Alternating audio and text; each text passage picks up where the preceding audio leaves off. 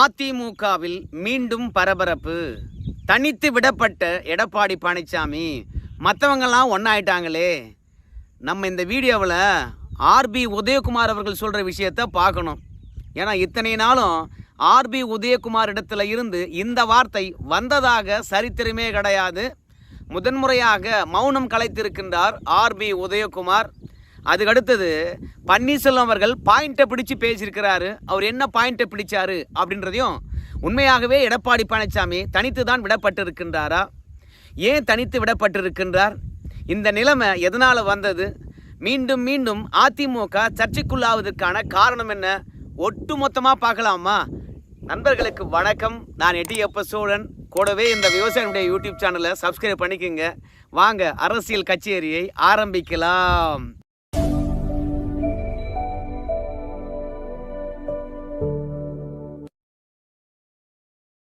முதல்ல அதிமுக பற்றி ஒரு பரபரப்பான செய்தி போச்சு. உங்கள் எல்லாருக்குமே தெரியும். பிரிந்து சென்றவர்களை சேர்க்கணும் அப்படின்னு சொல்லிட்டு அதிமுகவில் இருக்கக்கூடிய முக்கிய புள்ளிகள் 6 பேர் எடப்பாடி பழனிசாமியை சந்தித்து வலியுறுத்தியதாக ஒரு தகவல். அந்த தகவலை எடப்பாடி பழனிசாமி மறுத்தார். ஆனால் எடப்பாடி பழனிசாமிக்கு எதிராக இருக்கிறவங்கலாம் என்ன சொன்னாங்க கேட்டிங்கன்னா, எடப்பாடி பழனிசாமி யாரும் என்னை சந்திக்கலை, பிரிந்து சென்றவர்களை சேர்க்க வேண்டும் என்று சொல்லிட்டு, அதெல்லாம் புரளிப்பா, திமுக செய்கின்ற தவறுகளே ஊடகம் பேசட்டமேப்பா, அதிமுக பற்றி நோண்டி நோண்டி புலன் விசாரணை செய்ய வேண்டிய காரணம் என்னப்பா, விட்டுடுங்கப்பா, 2 ஆண்டு காலமாக எங்களையே வச்சு செஞ்சீங்கன்னா திமுகவை எப்போ தான் வச்சு செய்ய போகிறீங்க, மக்களுக்கு நல்லது நடக்கணும்னா ஆளுங்கட்சி பற்றியான குறைகளை மக்களிடையே கொண்டு போய் சேருங்கப்பா, தயவு செய்து கேட்டுக்கிறோம், பொய்யை பரப்பாதீங்க, பிரிந்து சென்ற 4 பேரை எந்த காலகட்டத்தில் நாங்கள் சேர்க்க மாட்டோம், சேர்ப்புக்கான பேச்சுக்கே இடமில்லை அப்படின்னு எடப்பாடி பழனிசாமி முற்றுப்புள்ளி வச்சார். ஆனால் எடப்பாடி பழனிசாமியுடன் 6 பேர் பேசினாங்கல்ல, அந்த 6 பேரும் எங்கேயாவது பொது தளத்திலையாவது இல்லை ஆலோசனை கூட்டத்திலையாவது, ஏப்பா எடப்பாடி பழனிசாமிக்கு எதிராக இருக்கக்கூடியவங்க பொய்யை பரப்பிட்டே இருக்கிறாங்கப்பா, பிரிந்து சென்றவங்களை நாங்கள் சேர்க்கணும்னு சொல்லிட்டு எடப்பாடி பழனிசாமியை போய் சந்திக்கவே இல்லைப்பா அப்படின்னு ஏதாவது மறுப்பு தெரிவிச்சிருக்காங்களா? மறுப்பு தெரிவிக்கவே இல்லை அந்த 6 பேரும். அப்போது அந்த 6 பேர் சந்தித்தது உண்மைதான் என்பது நிஜமாகிறது. அது மட்டும் இல்லை, ஆர்பி உதயகுமாரும் சிவகங்கை பாஸ்கரன் அவர்களும் சோழவந்தான்ல செயல் வீரர்கள் கூட்டம் போடுறாங்க. அந்த செயல் வீரர்கள் கூட்டத்தில் நிறைய நிர்வாகிகள் கலந்து கொள்கின்றார்கள், தொண்டர்கள் கலந்து கொள்கின்றார்கள். அதில் ஒரு நிர்வாகி குருவித்துறையை சார்ந்தவர், அவர் பேர் ரம்யா நம்பிராஜன். அவர் மைக்கை பிடிக்கிறார். அப்படி பிடிச்சு பேசுகின்ற போது ஒரு வார்த்தை சொல்கிறார். நான் பாருங்க, பிரிந்து சென்றவர்களை எல்லாம் அதிமுகவில் இணைக்கணுங்க, அப்படி இணைச்சாதான் 2026 அதிமுக ஆட்சி கட்டலுக்கு வரும். 100 ஆண்டு காலம் எனக்கு பிறகும் கழகம் இருக்குன்னு சொன்னாங்கல்ல, அப்போ தான் நிஜமாகும். அதனால் பிரிந்து சென்றவர்களை சேர்க்கணும், தயவு செய்து நான் சொல்கிறத கடைப்பிடிங்க அப்படின்னு சொல்லிவிட்டு, இப்போ நம்ம செயல் வீரர்கள் கூட்டம் போட்டிருக்கோம் இல்லையா, அந்த மாதிரி ஒவ்வொரு மாவட்டத்திலும் செயல் வீரர்கள் கூட்டம் போடுங்க. அந்த செயல் வீரர்கள் கூட்டத்தில் தொண்டர்கள் என்ன சொல்கிறாங்கன்னு கேளுங்க. பிரிந்து சென்றவர்களை சேர்க்கணுமா சேர்க்கக்கூடாதா அப்படின்னு அவங்களுடைய பதில் என்னவா இருக்குதுன்னு கேட்டுக்குங்க. கேட்டுக்கிட்டு பிரிந்து சென்றவர்களே சேர்க்கலாமா சேர்க்கக்கூடாதா, பிரிந்து சென்றவர்களால் அதிமுகவுக்கு பலமா பலவீனமா எல்லாத்தையும் அலசி ஆராய்ந்து நாம் அவங்கள நிரந்தரமாக நீக்கிறதா, இல்லை மறப்போம் மன்னிப்போம் என்று அம்மா பலரை இணைச்சிக்கிட்டாங்களே, அந்த மாதிரி அதிமுகவில் இணைச்சி கொண்டு எடப்பாடியாருடைய தலைமையில் கழகத்தை கொண்டு செல்ல வேண்டுமா? ஏன்னா பொதுக்குழு மற்றும் செயற்குழு மட்டுமே அதிமுக கிடையாது, ஒவ்வொரு தொண்டனும் அதிமுக. அப்போ ஒவ்வொரு தொண்டனுடைய என்ன நினைவுகளை நாம் எப்படி தெரிஞ்சுக்கிறது, என்ன நினைக்கிறான்னு எப்படி புரிஞ்சுக்கிறது? அதனால் மாவட்டந்தோறும் இந்த மாதிரி செயல் வீரர்கள் கூட்டம் போடுங்க. பிரிந்து சென்றவர்களை சேர்க்கணுமா சேர்க்கக்கூடாதா என்று கேளுங்க. எல்லாரும் பிரிந்து சென்றவர்கள் என்றால் என்ன நினைக்கிறான்னு கேட்டிங்கன்னா, அதாவது பன்னீர்செல்வம், சசிகலா, டிடிவி தினகரன், அதுக்கப்புறம் வைத்திலிங்கம், இந்த மாதிரி ஒரு 4 பேர் மட்டும்தான் பிரிந்து சென்று விட்டார்கள். அவங்கள சேர்க்கணுமா சேர்க்கக்கூடாதா என்ற பேச்சு மட்டும்தான் இங்கே நடக்குதே கண்டி, மற்றவங்களை பற்றியான பேச்சு நடக்கலை. ஆனால் பன்னீர்செல்வத்துக்கென்று சில ஆதரவாளர் இருக்கிறாங்க, அதை தாண்டி டிடிவி தினகரனுக்கு ஆதரவாளர் இருக்கிறாங்க, தனி கட்சியை வச்சு நடத்துகிறாரு. அதெல்லாம் அதிமுகவுக்கு தானே பலவீனம். அதிமுக எடப்பாடி பழனிசாமி வேண்டாம் என்பதற்காக தானே இப்போது டிடிவிக்கு ஓட்டு போடுறாங்க. இப்போது எடப்பாடி பழனிசாமியை பன்னீர்செல்வத்துடைய ஆதரவாளர்களும் டிடிவி ஆதரவாளர்களும் ஏற்றுக்கொண்டார்கள் என்றால் நம்ம கட்சி இன்னும் பலமாக இருக்குமா இல்லையா? சசிகலாவுக்கு என்று ஆதரவு வட்டங்கள் இருக்கா இல்லையா? வைத்திலிங்கத்துக்கென்று ஆதரவு வட்டங்கள் இருக்கா இல்லையா? அதனால் ஒவ்வொரு மாவட்டத்திலையும் இந்த 4 பேருக்கு எவ்வளவு ஆதரவு வட்டம் இருக்கிறது. அந்த தொண்டர்களையும் நாம் இணைத்து கொண்டு கட்சி நடத்த வேண்டும் என்றால் என்ன பண்ணால் நீங்கள் மீண்டும் அதிமுக இணைவிடாப்பா தொண்டர்களை அப்படின்னு அவங்ககிட்டையும் கேளுங்க. அவங்க இந்த 4 பேரை இணைக்கணும்னு சொல்கிறாங்களா இல்லை மாற்று ஏற்பாடு ஏதாவது எதிர்பார்க்குறாங்களா அப்படின்னு பன்னீர்செல்வம், டிடிவி தினகரன், சசிகலா மற்றும் வைத்திலிங்குடைய ஆதரவாளர்கள் என்ன சொல்கிறாங்கன்னு கேளுங்க. ஒவ்வொரு மாவட்டத்துக்கும் ஒரு குறிப்பிட்ட பேர் இருப்பாங்க, அவங்களுடைய கருத்தையும் தெரிஞ்சு கொள்ளுங்க. அப்படி தெரிந்து ஒவ்வொரு மாவட்டத்திலும் இணைப்புகள் நிகழ்ந்தால் மட்டும்தான் திமுகவை எதிர்க்க முடியும். அப்படி இல்லைனா நாமளும் எதிர்கட்சி வரிசையில் இருந்துக்கிட்டு திமுகவுக்கு எதிராக ஒரு அறிக்கை விட்டுக்கிட்டு கடைசி வரைக்கும் வனவாசமே இருக்க வேண்டியது தான். நம்ம வனவாசம் போனால் நம்ம வீடுகளை வேற ஒருத்தன் ஆக்கிரமிப்பு பண்ணிக்குவான். ரெடியாக இருக்கிறான் சீமானும் விஜயும். ஏற்கனவே தொல் திருமாவளவன் அவர்கள் சொல்லி போட்டார், 2026க்கு பிறகு விஜய் அவர்கள் வேண்டுமானால் 2வது இடம் வரலாம், மற்றவங்களாம் வர்றதுக்கான வாய்ப்பில்லை அப்படின்னு வேற சொல்லியிருக்கிறாங்க. அதனால் களம் என்பது நமக்காக காத்திருக்காது. அதிமுகவில் பிரிந்து சென்றவர்களை எல்லாரையும் சேர்க்கணும், அந்த 4 பேரையும் சேர்க்கணும், 4 பேருடைய ஆதரவாளையும் சேர்க்கணும். ஒவ்வொரு மாவட்டத்திலும் கூட்டம் போடுங்க அப்படின்னு ரம்யா நம்பிராஜன் அவர்கள் மேடையில் ஏறி பேசிட்டார். எல்லாரும் என்ன சொல்லுவாங்க நீங்கள் எதிர்பார்ப்பீங்க? யோ, எடப்பாடி பழனிசாமியே சொல்லிட்டாருயா இணைப்பை பற்றி பேசக்கூடாதுன்னு சொல்லிவிட்டு ஏன் பேசுன அப்படின்னு சோழவந்தானில் இருக்கக்கூடிய ஒவ்வொரு நிர்வாகியும் ஒவ்வொரு தொண்டனும் பேசினவங்களுக்கு எதிராக குரல் கொடுப்பாங்க அப்படின்னு சொல்லிட்டு நீங்கள் நினச்சிருப்பீங்க. எடப்பாடியுடைய கருத்தை கேட்டுக்கிட்டு எடப்பாடியுடைய தலைமையை ஏற்றுக்கிட்டு எல்லாரும் பார்த்தீங்கன்னா பேசனூருக்கு எதிராக கொதித்திருப்பாங்க அப்படின்னு சொல்லி நினச்சிருப்பீங்க. அதான் கிடையாது.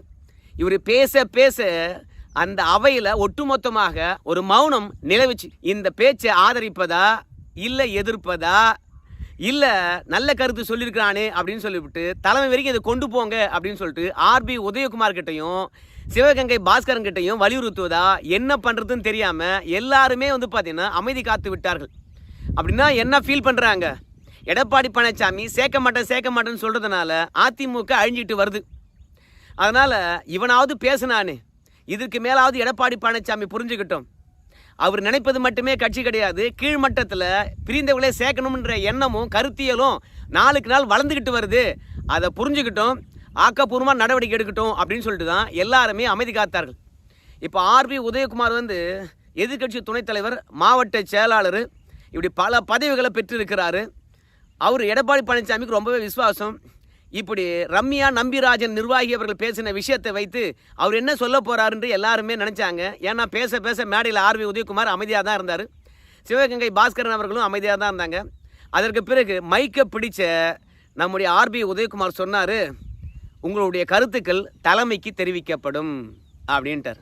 இத்தனை நாளும் எடப்பாடியார் தலைமைக்கு எதிராக யாரும் பேசக்கூடாது, பேசுனீங்கன்னா கட்சியில் இருக்க மாட்டீங்க அப்படின்னு உடனடியாக நீக்குகின்ற படலம் தான் வரும். ஆனால் நம்பிராஜன் அவர்கள் பேசின பிறகு ஆர்பி உதயகுமாரே சொல்லிட்டாரு, நீங்கள் சொல்கிற கருத்து சரியானது தான், மாவட்டந்தோறும் இணைப்பு நிகழ வேண்டும், பிரிந்து சென்றவர்களையும் சேர்க்க வேண்டிய கட்டாயம் இருக்கிறது, கட்சி பலமாக இருக்க வேண்டும் என்று தொண்டருடைய எண்ணத்தை வெளிப்படுத்தியிருக்கின்றீர்கள். நிச்சயமாக எடப்பாடியுடைய தலைமையில் எல்லா மாற்றங்களும் நிகழும், எடப்பாடியோட தலைமை மற்றும் மாறாது, தலைமைக்கு கொண்டு செல்லுகின்றேன் அப்படின்னு இத்தனை நாளும் எடப்பாடி பழனிசாமிக்கு ஆதரவாக இருந்த ஆர்பி உதயகுமார் அவர்களே இணைப்புக்கு ஒத்துக்கிட்டு இருக்கிறாரு. ஸோ இதன் காரணமாக அடிக்கடி நம்ம வைத்திலிங்கம் இருந்தாலும் சரி, பன்னீர்செல்வமாக இருந்தாலும் சரி, எடப்பாடி பழனிசாமி ஒத்துக்கிட்டா நாங்கள்லாம் ஒன்றா இருப்போம், இல்லையா எடப்பாடி பழனிசாமி தனியாக தள்ளிட்டு மற்றவங்கெல்லாம் ஒன்றா இருப்போம் அப்படின்னு சொன்னாங்க. இப்போ ஆர்பி உதயகுமார் அவர்கள் தொண்டருடைய கருத்தை எடப்பாடி பழனிசாமிக்கு தெரிவிக்கப்படும் என்று சொல்லி இருப்பதனால எடப்பாடி பழனிசாமி இந்த மாதிரி பிரிந்து சென்றவங்களை மீண்டும் இணைக்கணும், ஒத்துக்கலையா? தொண்டர்லாம் கொதிச்சு போயிருக்கான், கடைசியில் நீயே இருக்க மாட்டேன், நாங்கள்லாம் ஒன்றா சேர்ந்துக்குவோம் அப்படின்றது தான் இங்கே உதயகுமாருடைய எண்ணமாக இருக்குது. இத்தனை நாளும் எடப்பாடி பழனிசாமிக்கு எதிராக பேசுகிறவங்களுக்கெல்லாம் கல்தா கொடுத்துக்கிட்டு இருந்தாங்களா இல்லையா? இப்போது ரம்யா நம்பிராஜன் அவர்களை கட்சியினுடைய கொள்கைக்கு முரண்பாடாக செயல்பட்டு விட்டார், கூட்டத்தில் பிரிவினை ஏற்படுத்தி விட்டார், கட்சி விட்டு நீக்கிருக்கலாமே இல்லையா? கட்சி விட்டு ஏன் நீக்கலை? அப்போது எடப்பாடி பழனிசாமிக்கு எதிராக எதிர்ப்புகள் வலுக்கிறது. கொஞ்சம் கொஞ்சமாக எடப்பாடி பழனிசாமி தனித்து விடப்படுகின்றார். அது மட்டும் இல்லை, பன்னீர்செல்வம் அவர்கள் ஒரு பாயிண்ட்டை பிடிச்சு பேசியிருக்கின்றார்.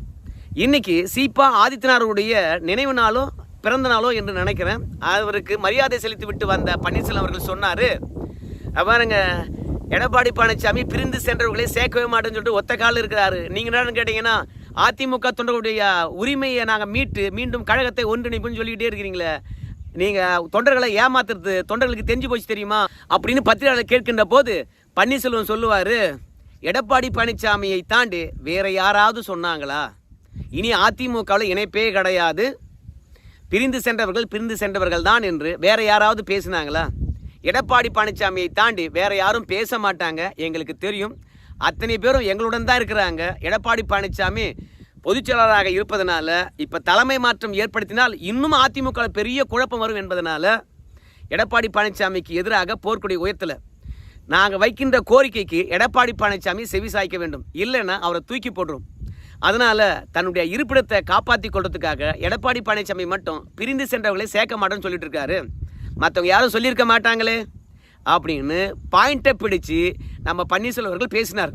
அதிலும் வைத்திலிங்கம் அவர்கள் 2025 டிசம்பருக்குள்ளாக அதிமுக ஒன்றாகும், அப்படி இல்லையா 2025 பிப்ரவரிக்குள்ளே ஒன்றாகும் அப்படின்னு வைத்திலிங்கம் அவர் சொன்னார். அதற்கு பிறகு எடப்பாடி பழனிசாமி தான் பேசிட்டு இருக்கண்டி அதிமுகவில் இருக்கிறவங்க யாரும் வைத்திலிங்கத்தினுடைய கருத்துக்கு எதிராக, அதை தாண்டி கேசி பழனிசாமியுடைய கருத்துக்கு எதிராக அதிமுக ஒருங்கிணைப்பு குழு என்று சொல்லிக்கிட்டு பல பேர் குழு வச்சு நடத்துறாங்களே அவங்களுடைய கருத்துக்கு எதிராக, இல்லை அதிமுக உரிமை மீட்பு குழுவன்னு வச்சு நடத்துறாரு நம்ம பன்னீர்செல்வம், அவங்களுடைய கருத்துக்கு எதிராக வேற யாருமே பேசல.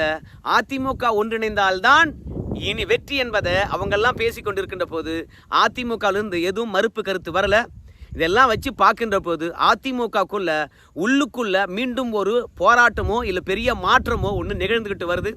அது எடப்பாடி பழனிசாமிக்கு எதிரானது என்ற விஷயம் மட்டும் நன்றாக தெரிகிறது. இதெல்லாம் ஒரு புறம் இருந்தாலும் கொங்கு மண்டலத்தில் இன்னொரு பிரச்சனையும் ஓடிக்கிட்டு இருக்குது. என்ன பிரச்சனைன்னு கேட்டிங்கன்னா, பாஜகவுடன் கூட்டணி வேண்டும் என்ற அழுத்தமும் எடப்பாடி பழனிசாமிக்கு எதிராக கிளம்பி இருக்கிறது. இப்போது அதிமுக பிரிந்து சென்றவர்களை இணைக்க வேண்டும் என்ற ஒரு அழுத்தம், பாஜகவுடன் கூட்டணி வைக்க வேண்டும் என்ற ஒரு அழுத்தம். இன்னைக்கு இந்த ரெண்டு கருத்தியல் அதிமுக ஓங்கி ஒழிப்பதனால எடப்பாடி பழனிசாமி தனித்து விடப்பட்டு மற்றவங்கெல்லாம் ஒன்றா சேர்றாங்களோ என்ற கருத்தியல் இருக்கிறது. விரைவாக அதிமுக ஒன்றாகும் என்று சசிகலா அவர்கள் கூட லேட்டஸ்ட்டாக பேட்டியளித்திருந்தார்கள். ஸோ இந்த கருத்துக்கு அதிமுகவிலிருந்து எங்கும் எதிர்ப்பு குரல் வரல, எடப்பாடி கிட்ட மட்டும்தான் எதிர்ப்பு குரல் இருக்கிறது. ஸோ எடப்பாடியை சமாதானப்படுத்துறதா இல்லை எடப்பாடியை தூக்கிடுறதா, இதுதான் அதிமுகவில் இருக்கக்கூடிய கடைசி வாய்ப்பாக இருக்குது. என்ன நடக்கும்னு நீங்கள் சொல்லுங்களேன் பார்க்கலாம். நன்றி நண்பர்களே.